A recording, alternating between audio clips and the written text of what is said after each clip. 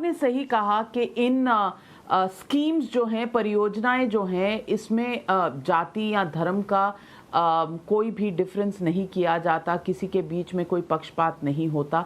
लेकिन इस धर्म संसद पर एक भी सीनियर लीडर ने, एक भी मंत्री ने कोई विशेष टिप्पणी की ही नहीं है। हरिद्वार में जो इतनी हेट स्पीचेस हुई, एक अरेस्ट नहीं हुआ, एक भी अरेस्ट नहीं हुआ। एफआईआर भी जो हुआ है वो एक इंसान के खिलाफ, जो आयोजक थे, जो बोल रहे थे, उनके ऊपर एफआईआर भी नहीं हुआ।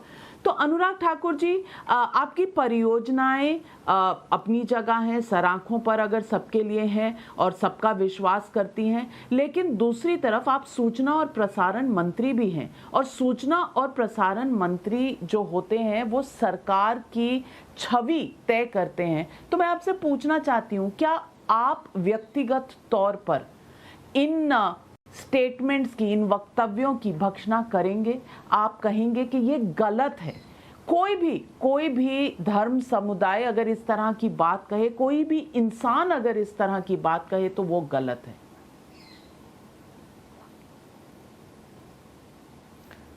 आपने अपने में कहा कि अगर ये योजनाएं सब तक पहुंचती है, मैं आपके अगर को निकालना चाहता हूं। मैं कहना चाहता हूं अगर मगर नहीं, ये सभी जाति धर्म समुदाय के लोगों को जो इसके पात्र हैं उन सबको मिलती है।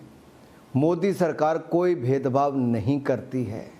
मोदी सरकार सबका साथ सबका विश्वास, मैं बार बार इसलिए कहता हूं क्योंकि कुछ लोग हैं जिन्होंने राजनीति ही 70 वर्ष ऐसे की है, समाज को बांटकर राज करने की।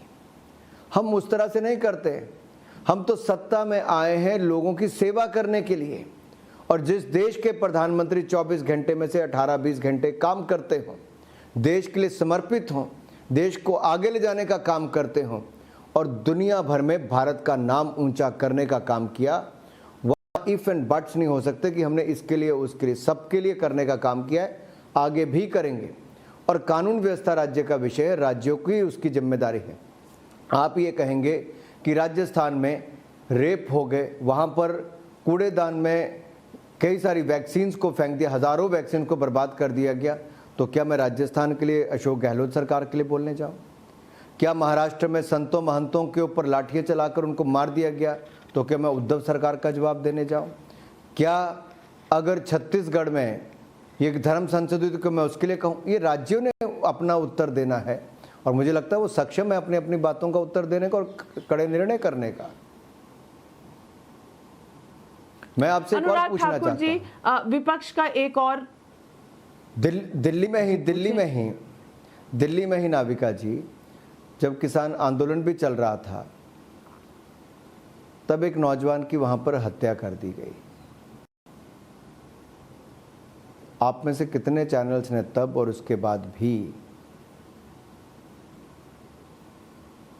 उसको संजीदगी के साथ दिखाया? क्योंकि इंसान किसी भी जाति धर्म का हो, आखिरकार उसको जीने का हक है।